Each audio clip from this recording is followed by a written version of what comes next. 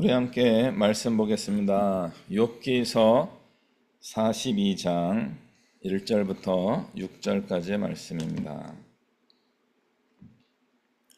욥기서 42장 1절부터 6절까지의 말씀.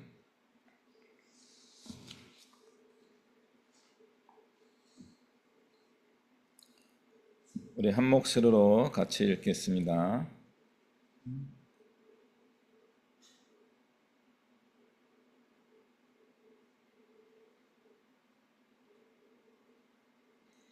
욥기서 42장 1절부터 6절까지의 말씀입니다. 같이 읽습니다. 욥이 여호와께 대답하여 이르되 주께서는 못하실 일이 없사오며 무슨 계획이든지 못 이루실 것이 없는 줄 아오니 무지한 말로 이치를 가리는 자가 누구니까. 나는 깨닫지도 못한 일을 말하였고 스스로 알 수도 없고 헤아리기도 어려운 일을 말하였나이다. 내가 말하겠사오니 주는 들으시고 내가 주께 묻겠사오니 주여 내게 알게 하옵소서. 내가 주께 대하여 귀로 듣기만 하였사오나 이제는 눈으로 주를 배움나이다. 그러므로 내가 스스로 거두어 드리고 티끌과 제 가운데서 회개하나이다. 아멘. 네, 오늘 말씀 제목은 이렇습니다. 이성과 신앙.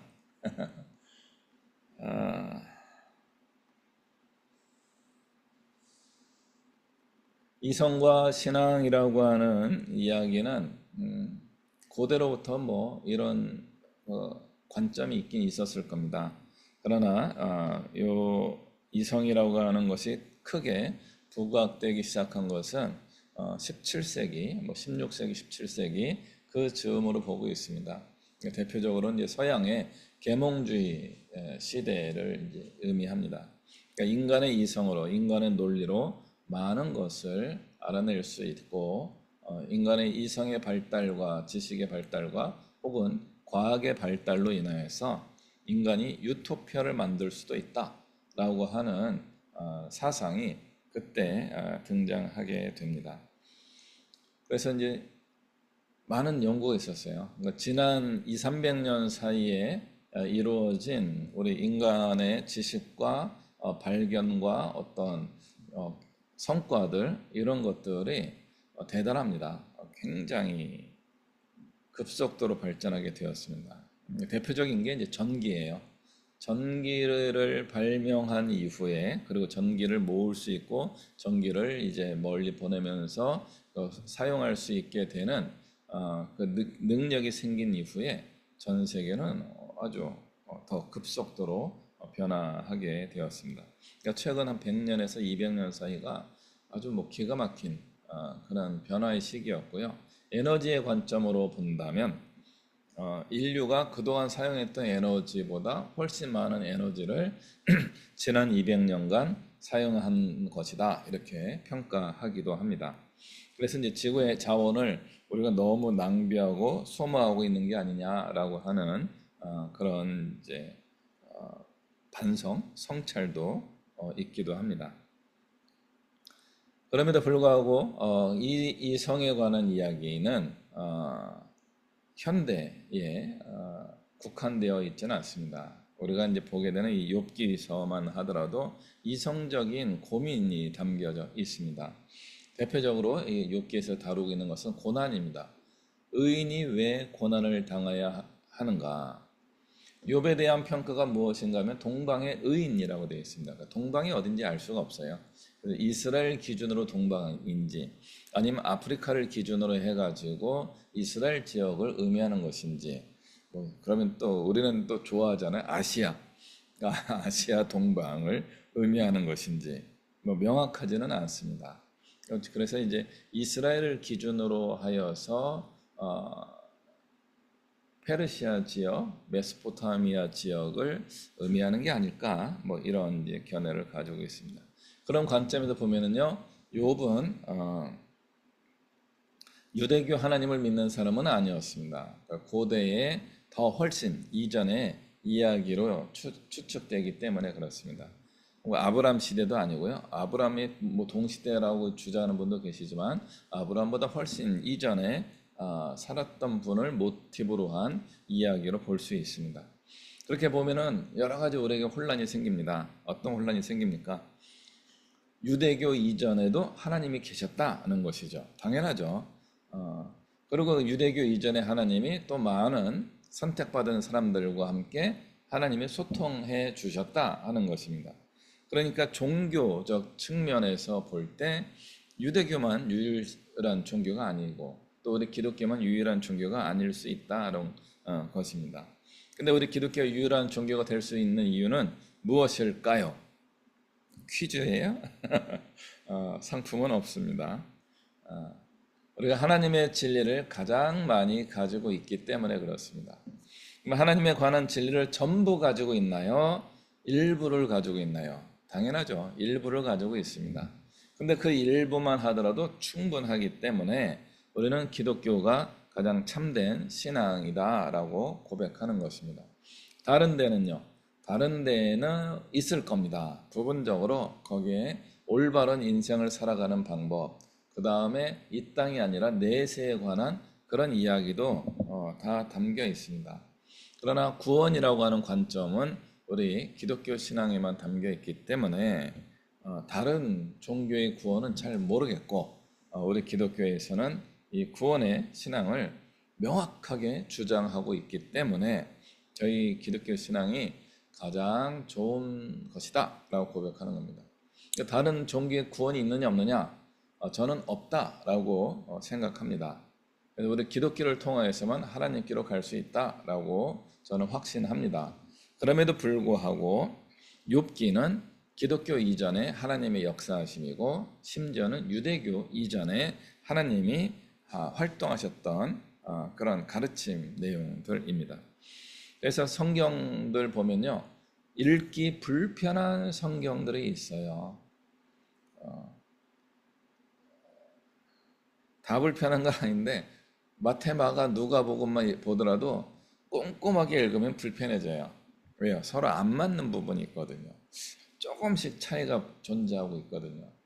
그래서 어떤 분들은 두 개가 다른 이야기다 라고 주장하는 분도 계시고요. 어떤 분들은 같은 이야기인데 서술 방식이 다르다라고 말씀하시는 분도 계십니다. 어떤 게 맞나요? 그러니까 우리 일반 성도님들은 더 어려울 거죠. 그래서 그런 부분들은 빼고 신앙생활 하실 겁니다. 그러나 저희 이제 목회자들과 신학을 공부하는 분들은 고민을 해야 될 때가 종종 있고 그것을 선택해야 될 때가 있습니다. 최근에 제가 몇몇 분들과 함께 이제 언더우드 아카데미라고 하는 모임을 이제 준비하고 있습니다. 드디어 저희가 발기인 이제 총회를 했고요. 정관을 다 만들었고 다음 주에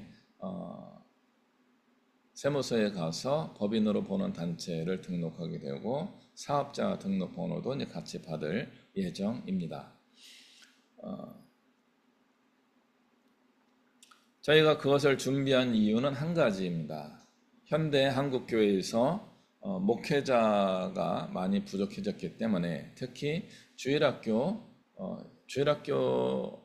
목회자는 옛날부터 많이 부족했습니다. 늘 부족했습니다.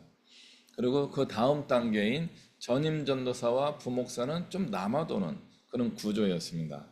지금은 이제 신학교들이 많이 줄어들었기 때문에 이제 교육 전도사가 훨씬 부족해지게 되었습니다. 그래서 이제 교회학교에서 이제 교회의 부흥은 피라미드 구조여야 되거든요. 어린이 청소년부터 해갖고 연령별로 30대, 40대, 50대, 60대 올라가면서 이렇게 뾰족한 구조로 가야 되는데 우리나라는 이게 이런 항아리형 구조에서 어린이 청소년이 적고 중장년이 많아졌다가 노인이 적어지는 그런 항아리형 구조에서 지금 역삼각형 구조로 가고 있습니다. 어린이 청소년은 아예 없고요. 중장년도 청년들도 없고요. 노인들만 가득한 교회로 지금 변화하고 있습니다. 그러면 부흥은 어떻게 다시 시작하겠습니까? 밑에 구조가 다시 채워져야 되는 거죠. 어린이 청소년들이 많아져야지만 한국교회의 미래가 달려 있습니다. 근데 아까도 말씀드린 것처럼 교육자가 부족하기 때문에 이 일을 감당하셔야 될 평신도 사역자들을 양성해야 되는데 아직은 그런 시스템이 제대로 되어 있지 않습니다. 신학교에서는 교수 중심으로 되어 있다 보니까 가격이 비싸요. 단가가 안 맞아요. 그리고 개교회에서는 목사님 혼자 이런 사역자를 양성하는데 좀 한계가 있습니다. 그래서 이제 저희가 이제 언더우드 아카데미를 통해서 평신도 교육사라고 하는 어떤 이제 자격증 과정을 저희가 준비하고 있습니다. 저희가 이걸 준비해서 목표는 한 가지예요. 우리 성도님들 중에 교육버스를 잘 이끌어가는 리더들을 잘 세워서 한국교회의 양적 부흥을 다시 한번 꿈꾸는 겁니다. 근데 이게 되면 질적인 성장까지도 같이 일어나게 될 것입니다. 여기에 여러분이 같이 참여하면 좋겠고요. 여기에 어떤 게 같이 들어가요? 신학적 고민이 들어가게 되어 있어요. 목회자는 신학을 공부하면서 매주 설교 준비하고 가르치는 일을 해오셨습니다. 일반 성도님들은 신학 공부를 좀 덜 하시고 주로 저와 같은 목회자가 준비한 설교를 경청하면서 신앙을 키워 오셨습니다. 그러나 이제 우리 성도님들이 가르치고 더 나아가서는 연구하고 설교하고 활동하시는 그런 일을 하시게 되는 일이 이제 다가오게 될 텐데 그럴 때 어떤 일이 생기게 됩니까? 이런 불편한 성경을 빼먹고 갈 것이냐 품고 갈 것이냐 하는 선택의 문제가 생기는 겁니다. 그러니까 요한계시록에 어마어마한 어떤 경고의 메시지가 들어있죠. 이 말씀에 1.1핵이라도 더하게 되면 저주가 더할 것이고 1.1핵이라도 뺀다면 복을 받지 못하게 될 것이다 라고 하는 거죠. 그래서 잘못된 걸 집어넣어도 안 되고요. 여기 안에 있는 귀한 가르침을 덜 가르쳐도 안 되는 겁니다. 그러므로 우리 한국교회는 다시 한번 초대교회 부흥의 시대와 같은 모든 성도들이 하나님 말씀을 알고 그 말씀을 고민하고 그 말씀을 묵상하고 그리고 깨달음 가운데 그 말씀을 전파하는 그런 멋진 일이 다시 일어나게 될 것입니다. 저는 너무나 기대가 됩니다. 목회자 중심주의가 나쁜 건 아닌데 약점이 많이 있어요. 목회자들이 전지전능하지 않거든요. 근데 목사님들이 전지전능한 것처럼 여겨져가지고 지금 사회적 문제가 자꾸 발생하고 있습니다. 그래서 교회가 더 멋지게 성장할 수 있는 비결 중에 하나는 목사님들이 훌륭해져야 되는데 목사님들이 훌륭해지기 위해서는 성도님들이 더 훌륭해져야 됩니다. 같이 훌륭해져야 됩니다. 그러면 한국교회는 정말 미래가 있고 더 나아가서 복음이 땅끝까지 전파되는데 크고 놀라운 일들을 우리가 이루게 될 것입니다. 다시 한번 우리가 욥기를 생각해 보겠습니다. 욥기서는 이런 주제를 가지고 있습니다. 인간의 관점에서 불합리한 상황을 어떻게 해명하고 설명하고 설득할 것인가 하는 것입니다. 나름대로 착하고 의롭게 살던 욥이라고 하는 사람이 고난을 당하게 됩니다. 동방의 의인이라고 하는 그 별명을 가지고 있었던 욥이 하루아침에 하나님의 허락하심 속에서 마귀의 책략에 의하여 엄청난 고통을 겪게 됩니다. 자녀들이 죽고요, 재산을 다 잃어버리게 되고요, 부인도 떠나고 그 다음에 본인은 질병에 걸려서 고통을 겪게 됩니다. 어떻게 이런 일이 일어날 수 있습니까? 누구라도 이런 문제가 생긴다면 한 번은 참을 수 있어요. 그럴 수 있지.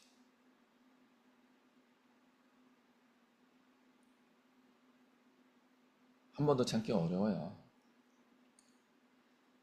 제가 우리나라 그 이태원 참사 이야기 그리고 재작년에 있었던 홍수와 또 이로 인하여서 해병대가 사망한 사건들 그리고 아직도 풀리지 않는 10년 전에 있었던 세월호 문제 이런 다양한 문제의 핵심은 뭐예요?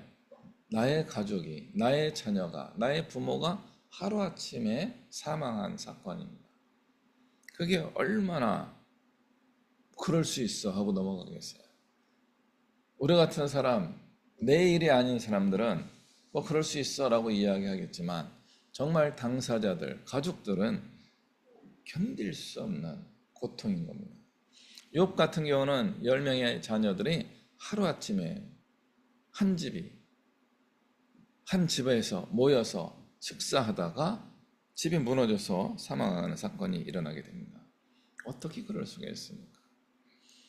재산을 다 잃어버리고 종들도 죽임을 당하고 도둑과 강도들에 의해서 많은 억울한 일을 당하게 됩니다. 본인도 질병에 걸렸고 그런 질병에 걸린 남편과 가족의 불상사를 보면서 부인도 하나님을 저주하고 죽으시오 라고 하면서 가족을 떠나가게 됩니다. 어떻게 그럴 수 있겠어요? 그럴 수 있어요. 그런 일이 일어날 수 있습니다. 너무나 힘들고 어려운 일이 생기면요, 자기도 모르게 하늘을 원망하는 그런 일이 이제 생기게 되는 것입니다. 얼마 전에 우연히 이제 다큐멘터리를 하나 보게 되는데 찰스 다윈에 관한 이야기였습니다. 이 청년 찰스 다윈이 공부를 좀 했는데 이제 좀 좋은 논문을 쓸까 하고 어떤 배 선장님에게 부탁을 해서 배를 타고 항해를 시작하게 됩니다. 그래서 이제 그 느낌으로 이제 전 세계에 떠돌아다닌 거죠. 그 배를 타고 많은 지역을 다니면서 동식물을 연구하게 되었습니다. 그러다가 이 사람이 갑자기 신이 없는 게 아닐까 하는 질문에 직면하게 됩니다. 동물의 세계를 봤더니 또 식물의 세계 일부에서도 약육강식이 발생하고 있다는 겁니다. 더 강한 개체가 약한 개체를 폭력적으로 섭취해야만 생존이 이어지는 시스템인 거죠. 이 자연의 시스템을 처음으로 그렇게 깊이 연구하게 된 거예요. 대략적으로는 연구하고 알고 있었지만 이제 더 집중적으로 연구하다 보니까 곤충 사이에서도 수많은 포유류 사이에서도 물고기들 사이에서도 잡아먹는 일이 어마어마하게 많이 있는 겁니다. 그러다 보니까 고민하게 된 거죠. 이렇게 서로 죽이도록 하나님이 이 우주를 창조하셨을까 하는 겁니다. 그런 하나님은 안 계시는 것이 아닐까? 세상을 하나님이 창조한 게 아니라 다른 어떤 메커니즘이 있을 것이다. 그래서 하나님의 선하심을 건드릴 수가 없는 거예요. 좋으신 하나님, 훌륭하신 하나님이 우리를 이렇게 잡아먹도록 하는, 피 흘리게 하고 약육강식의 생존 경쟁을 하도록 하는 상황으로 창조하지는 않으셨을 것이다. 그러면은 이 세계는 어떻게 존재하는 것일까? 진화일 것이다. 라고 그의 이론을 세우기 시작했다. 라고 설명하는 다큐멘터리를 보게 되었습니다. 그럴 수도 있습니다. 그럼에도 불구하고 성경 말씀을 우리가 읽어보면요, 이런 어떤 깨달음이 있어요. 창세기 3장에서 아담과 하와가 죄를 짓고 타락한 이후에 무화과 나무를 얼기설기 엮어서 자기들의 몸을 가렸고 수치를 피하려고 하는 그런 시도를 하게 됩니다. 옷이 없던 시절에 어떻게 옷을 만들려는 기술이 없는 거죠. 그러다 보니까 그냥 이파리 뜯어다가 자기 몸을 대충 가리는 그런 선택을 한 거죠. 하나님 보시기에 너무 어설픈 거예요. 그래서 하나님이 그 아담과 하와를 야단치고 난 다음에 동물을 하나 잡으십니다. 그리고 그 가죽을 벗기셔서 아담과 하와가 옷을 입게 만들어 주십니다. 이게 성경이 우리에게 주는 메시지예요. 동물이 희생한 이유는 한 가지예요. 우리 인간의 수치를, 부끄러움을 가려주기 위해서였습니다. 이게 성경적인 인사이트예요. 그 이전까지는요, 동물들도 초식이었다, 이런 주장도 있는 겁니다. 모든 현대 육식 동물들도 초식 생활을 하였을 것이다. 그래서 성경적으로 육식을 처음으로 시작하게 된 것은요, 창세기 9장 3절 말씀입니다. 노아가 큰 홍수를 피해서 살아남게 되죠. 그래서 생존하게 된 노아의 가족들에게 하나님이 제사를 드리게 하고요, 제사 드리게 된 그 동물을 음식으로 먹을 수 있도록 하나님이 허락해 주십니다.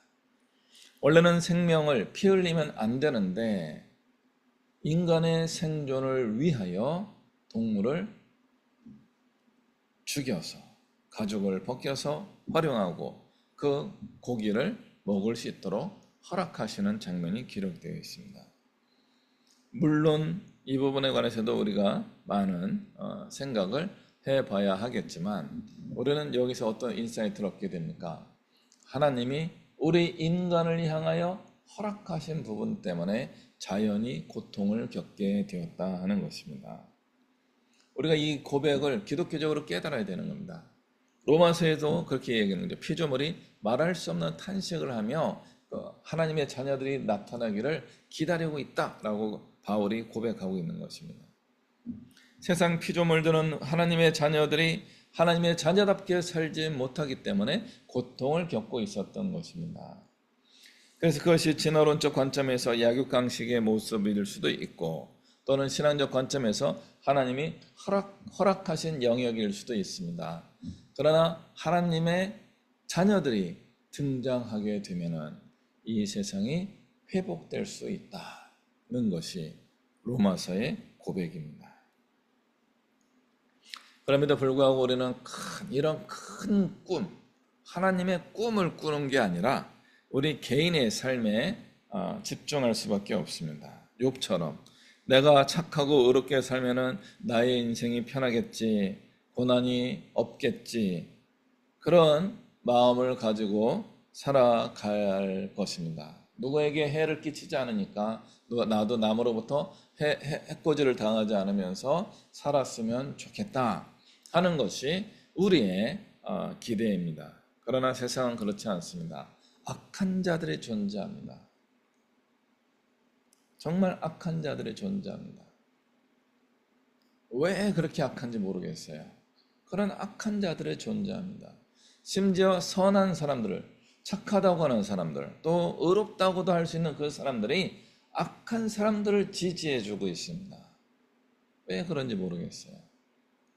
밑도 끝도 없이 그들을 지지하고 있는 겁니다. 그래놓고 억울해요, 이런 이야기를 하는 거죠. 왜 억울합니까? 이 세상 자체는 억울함이 있는 겁니다. 우리는 인생 자체가 불편한 것 같습니다. 어제 제가 어디를 좀 다녀왔는데 제 왼쪽 무릎이 아파요. 이렇게 아픈 거 좀 오랜만이에요. 그래서 이제 핸드폰으로 인터넷에 찾아보고 하면서 무릎이 아파요 그랬더니 스트레칭을 하시오. 처방이 그거더라고요. 그래서 오늘 아침 내내 왼쪽 무릎을 다리를 스트레칭을 좀 했어요. 조금 괜찮아졌습니다. 앞으로 계속 괜찮아질 것 같습니다. 자, 이제 친구 목사님을 우연히 만났습니다. 그래서 우연히 만나가지고, 목사님, 살이 좀 많이 빠졌네요. 얘기했더니 별로 안 좋아해요. 그래서 왜 그런가 했더니 쭉 자기 얘기를 하시더라고요. 당뇨 증세가 있어가지고 약을 드신대요. 그러니까 약을 드셨을 때 살이 갑자기 한 4, 5kg가 쭉 빠지긴 했대요. 그 다음부터는 또 더 이상 안 빠져서 살 빠지다 말아서 기분이 좋다고 말았네 라고 하고 있는데 제가 목사님 오랜만에 봐가지고 살이 좀 빠지셨네요 그랬더니 시큰둥한 거예요. 더 빠지고 싶은데 체중을 더 관리해서 더 건강하고 싶은데 제 말이 별로 기쁘지 않은 거죠. 무슨 말인지 아시죠? 제가 볼 때는 그렇게 보였는데 본인은 그게 마음에 들지 않는 것입니다.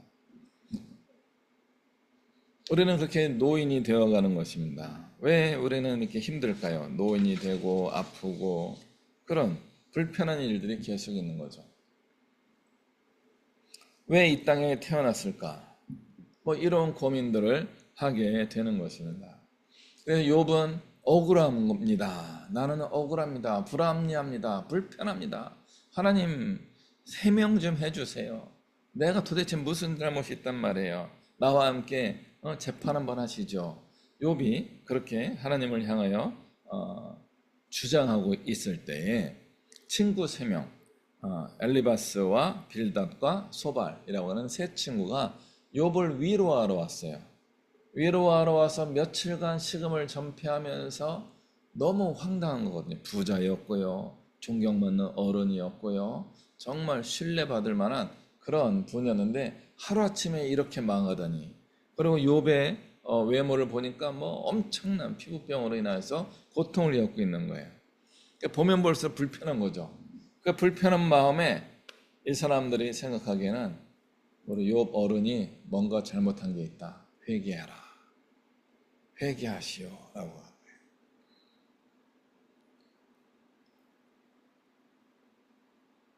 엘리바스와 빌닷과 소발 이 세 친구는요, 욥과 함께 나름대로 지혜로운 사람이었습니다. 의롭게 살아오신 분입니다. 그럼에도 불구하고 욥만 못하게 살아왔다라고 평생 그렇게 하면서 욥을 모델로 삼고서 아마 열심히 성품을 훈련하며 살아오신 분들일 겁니다. 그런데 자기의 선생님격이었던 욥이 이런 고난을 겪는 걸 보고서 어떻게 설명할 수가 없는 겁니다. 해명이 안 되는 겁니다. 답은 한 가지예요. 너 뭔가 잘못했지. 너 무엇인가 잘못한 게 분명해. 회개해라. 욥을 위로하러 왔다가 그들은 욥과 말싸움을 하기 시작하게 됩니다. 이 세 친구의 친절이 분노로 바뀌게 됩니다. 막 화가 나는 거예요. 나쁜 놈. 우리가 당신을 얼마나 신뢰했는데 이렇게 되다니 우리를 속였군. 이게 분노가 생긴 거예요. 그래서 엘리바스와 그 두 친구들은 지금 욥과 어마어마한 논쟁을 하게 됩니다. 일반적인 관점에서는요, 욥도 마찬가지고요, 엘리바스와 빌닷과 소발의 이야기는 정답이 됩니다. 실제로 정답이 아니고 정답에 가까운 그런 답이었습니다. 그러나 많은 사람들은 그걸 정답이라고 확신하며 살아온 거죠. 하나님 앞에 착하고 의롭게 살면 복을 받을 것이다. 저도 그래요. 저도 하나님 안에서 이런 생각을 가지고 믿음을 가지고 살아오면은 당연히 잘 될 것이다. 그런 마음을 많이 가졌어요. 그런데 아니죠. 많이 어려웠습니다. 지금도 사실 좀 어렵고요. 그럼에도 불구하고 다행히 저는 하나님 안에서 계속 소망을 품고 있습니다. 남들 눈에는 황당무계한 생각만 하고 있는 걸로 보일지도 모르겠습니다. 그러나 저는 이것이 하나님이 원하시는 길이 아닐까 하며 지금도 계속 기도하고 그 목표를 향하여 가고 있습니다. 저도요, 얼마나 포기하고 싶겠어요. 벌써 5년, 10년간 했는데 안 됐거든요. 20년간 막 이렇게 했는데도 안 됐거든요. 그럼 아닌가 하고 저도 그만하고 싶을 때가 있습니다. 그럼에도 불구하고 최근에 아까 이제 기도 중에 또 설교 초반에도 말씀드린 것처럼 언더우드 아카데미라는 것이 지금 거의 가시적으로 진행되는 걸 보면서 틀리지는 않았나 보네, 이런 마음이 좀 들고 있습니다. 아직도 가야 할 길이 많고 아직도 된 거는 없지만 좀 되어지는, 진행되는 것을 볼 때 하나님이 원하시는 바른 길이 맞았나 보다. 그리고 그 바른 길에 맞도록 나를 하나님이 계속 훈련하셨나 보다. 이런 고백을 하고 있습니다. 제가 지난 5년, 10년간 이런 언더우드 아카데미, 교육사, 교회에서 평신도 리더를 세워야 됩니다. 이런 이야기를 계속 했어요. 정말 많이 했어요. 근데 아무도 함께 하려고 하는 마음이 없었습니다. 그러다가 작년에 한 분이 드디어 마음을 열었고 올 초에 같이 하면 모집합니다 했더니 4분이 모이셔서 지금 현재 저 포함해서 6명이 진행하고 있습니다. 6명이 모여서 얘기하다 보니까 안 맞아요. 안 맞아요. 서로 자기의 그림들이 있으셔가지고 안 맞아요. 그걸 조율하는데 벌써 한 달 반 이렇게 진행되고 있습니다. 좀 쉽지 않습니다. 어른요, 사람들이 훌륭한 사람들이 모였어도요 안 맞아요. 서로 긴장 관계가 있고요. 심하게는요 싸우고 싶은 마음이 자꾸 들어요. 오늘 욥기에 등장하는 엘리바스, 빌다, 소발의 이야기도 마찬가지입니다. 좋은 분들이에요. 훌륭한 분들이에요. 욥을 위로하러 왔어요. 근데 화가 나는 거예요. 이 사람 뭔가 잘못됐는데 그걸 모르겠네. 야, 너 잘못된 거 스스로 자백해. 그럼 하나님이 회복시켜 주실 것이야. 자기도 근거 없이 정죄를 하고 있는 겁니다.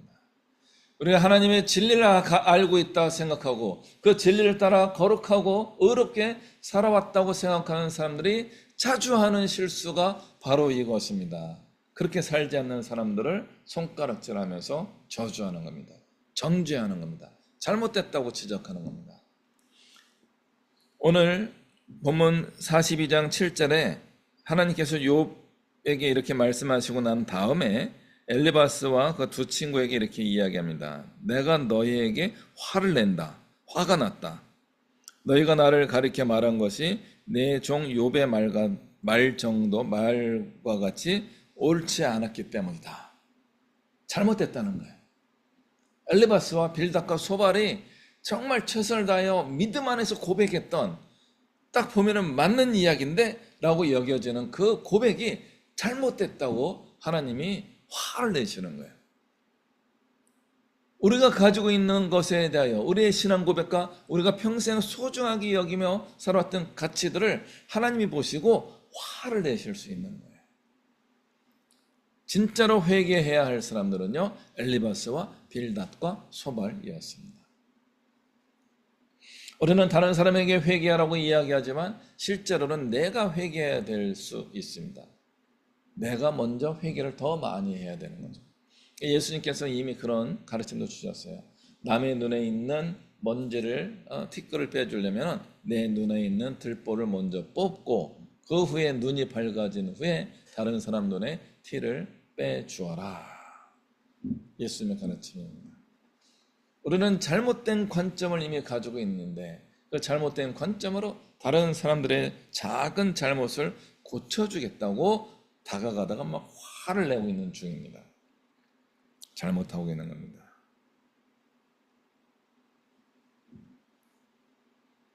의롭다고 여겨지는 사람들이 자주 하는 실수가 잘못을 범하는 사람을 정죄하는 것입니다. 그들의 의로움은 정죄하는 데만 효과적이고요. 다른 사람들을 구원하는 데는 효과가 없었던 것입니다. 그러나 하나님은요, 죄인까지 사랑하시는 의로우신 분이십니다. 인간은 죄인까지 사랑하지 못하고 있는 것이죠. 하나님은 그 죄인을 구원하기 위하여 어떻게 하면 좋을까? 이것을 고민하시는 분, 생각하시고 실행하시는 분이 하나님이십니다. 그러므로 우리는 죄를 고백하고 회개해야 한다는 가장 기본적인 기독교적인 가르침을 다시 한번 회복해야 합니다. 엘리바스의 방식으로, 빌닷의 방식으로, 소발의 방식으로 너 죄가 있으니까 회개하고 복받아라, 이런 기독교의 진리를 축소시키면 안 됩니다. 우리의 기독교의 진리는요, 자기 성찰이에요. 다른 사람의 죄를 발견하는 것이 아니라 내 안에 있는 죄를 발견하는 것이 필요합니다. 누구까지도요? 욥까지도요. 욥의 죄는 무엇입니까? 거의 완벽한 99.9%의 점수를 얻은 분이지만 0.1 혹은 그 이상이 자기가 결여되어 있는데 그것까지도 자기가 안다라고 생각하면서 하나님, 내가 모르는 영역은 없습니다. 다 했습니다. 이제 하나님의 책임입니다. 라고 따지는 그것이 잘못이었다는 겁니다. 성경과 우리 기독교 전통으로 우리는 타인의 죄를 발견할 수 있습니다. 그러나 우리가 그들을 지적하고 정죄한다면 그것은 옳은 것이 아니게 됩니다. 마치 더러운 개가 다른 더러운 개를 향하여 짖어대는 모양새일 수 있습니다.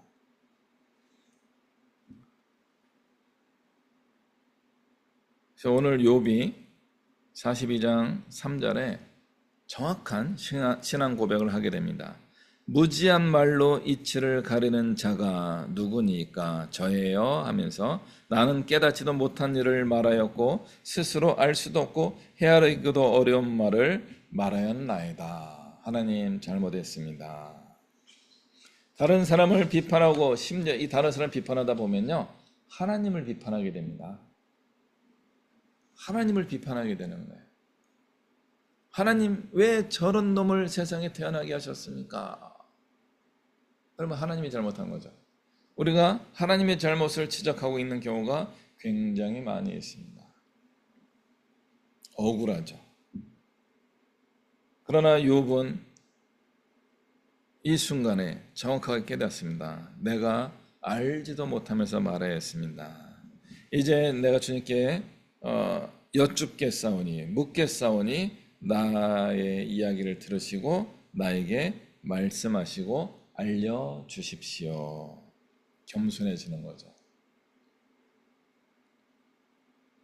욥이 그 큰 고난을 당할 때 망연자실이라고 하죠. 정신줄을 놓은 거예요. 정신줄을 놓고 쓰러져 있을 때에 그때 정신을 차렸어야 되는 겁니다. 그리고 어떻게 해야 돼요?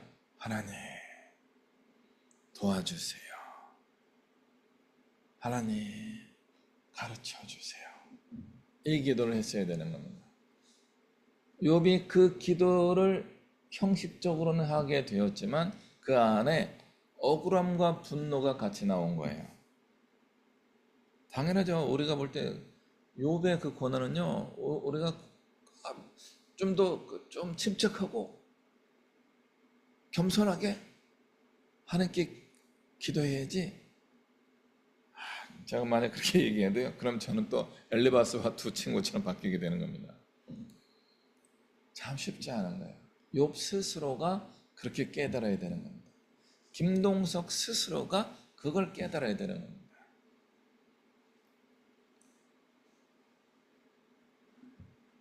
몇 년 전에 이런 노래가 나와가지고 히트를 쳐서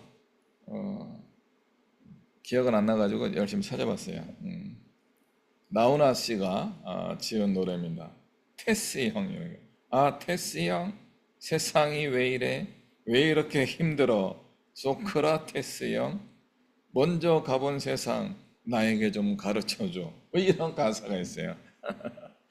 그래서 소크라테스를 형이라고 부르면서 그 가수가 이런 노래를 지었습니다. 세상이 왜 이래? 왜 이렇게 힘들어? 소크라테스 형. 소크라테스가 훌륭한 위인이긴 하지만 그 나훈아 가수가 원하는 답을 줄 수 있겠습니까? 그리고 다른 가사를 이렇게 제가 좀 더 살펴봤어요. 살펴봤더니 뭐 아버지 무덤에 갔는데 어쩌고 저쩌고 그런 거예요. 뭐예요? 나이가 들어서 어릴 때는 아버지나 어머니가 계셔서 든든했는데 이제 내가 아주 월등한 나이 70세, 80세가 되었는데 어른 되는 게 너무 힘드네. 뭐 그딴 내용이에요. 제가 볼 때는. 그리고 그 즈음에 나훈아 씨가 그 뉴스에도 많이 나왔죠. 막 이상한 기사로 나와가지고 뭐 어쩌고 저쩌고 하는 게 나온 거죠. 그러니까 본인은 아주 철부지로 산 거예요. 70세, 80세가 되어도 철부지처럼 살게 되는데 사람들은 그 노인네를 향하여 야 노인네가 이 주책이지 하면서 비난을 하니까 이분이 견딜 수가 없었던 거죠. 그러니까 이런 노래도 만들어 본 거예요. 세상이 왜 이래?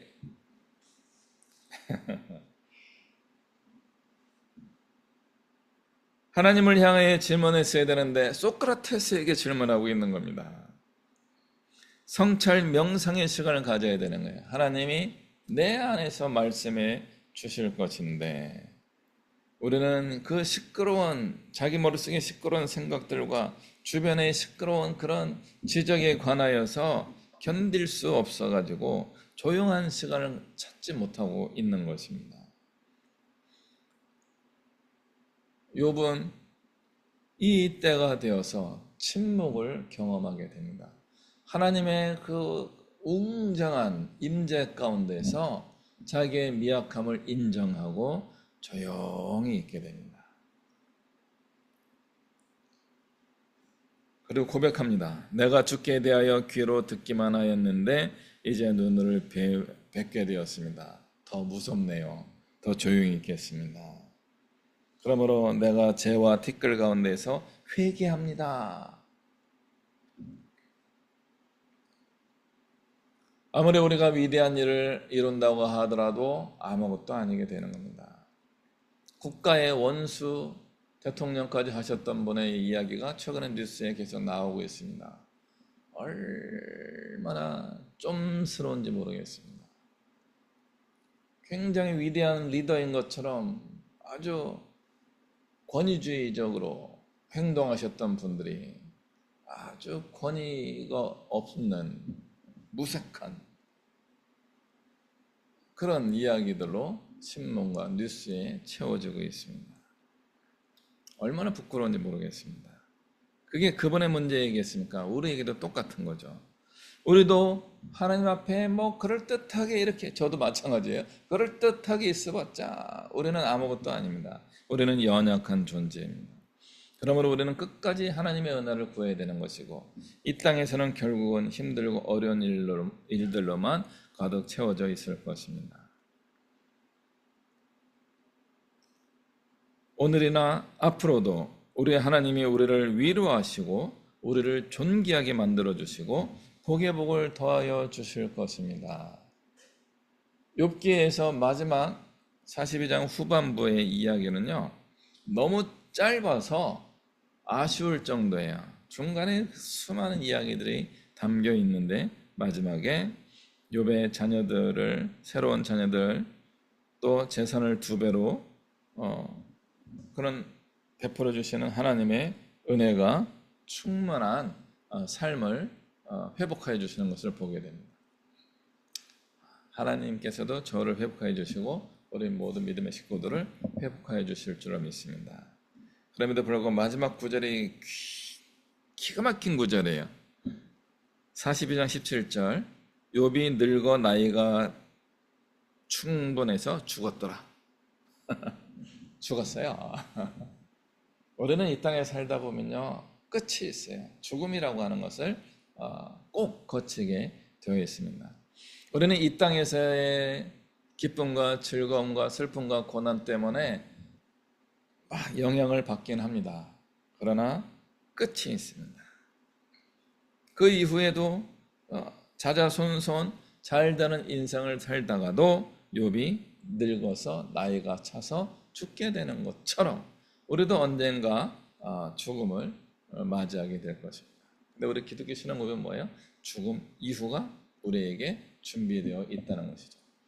이 땅에서 여러분이, 특히 우리 젊은 세대들, 하고 싶은 거 열심히 노력해서 성취하며 이루어갈 수 있게 되기를 바랍니다. 그리고 혹시 그것이 다 망해가지고 좌절하는 일이 생긴다고 할지라도 다시 한번 용기를 내고 하나님의 은혜를 기대하면서 그 하나님의 베풀어 주신 은혜가 또 오는 것을 경험할 수 있게 되기를 또한 소망합니다. 그리고 결과적으로 우리는 이 땅에서 마지막 숨을 쉬고 떠나가게 된다는 것도 확실히 마음에 품으시기 바랍니다. 그러면 어떻게 살아야 되겠습니까? 고난 가운데 기도하고 하나님 주신 복과 은혜 가운데 즐거워하며 찬송하며 살아가는 인생이 되는 것입니다. 고난 가운데 분노하고 주님 주신 복 가운데 방탕하게 사는 것이 아니라 주님 주신 축복 가운데 즐거워하고 그걸 누리며 찬양하며 살아가고, 고난과 어려움이 닥칠 때 기도하면서 하나님 도와주세요, 은혜를 베풀어 주세요, 견디는 그런 신앙생활을 하게 된다면 우리는 욥과 같은 혹은 욥 이상의 놀라운 은혜와 복을 누리며 살아가게 될 것이 분명합니다. 그런 복을 누리시는 우리 모든 믿음의 식구들 되시기를 주님의 이름으로 축복합니다. 기도하시겠습니다.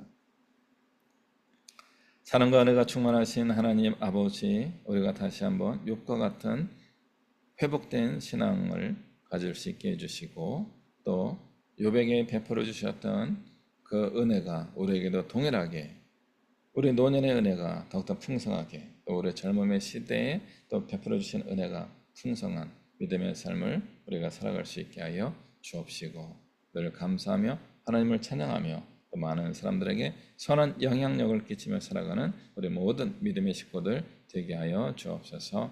예수 그리스도의 이름으로 기도합니다. 아멘. 찬송가 539장 찬양하겠습니다.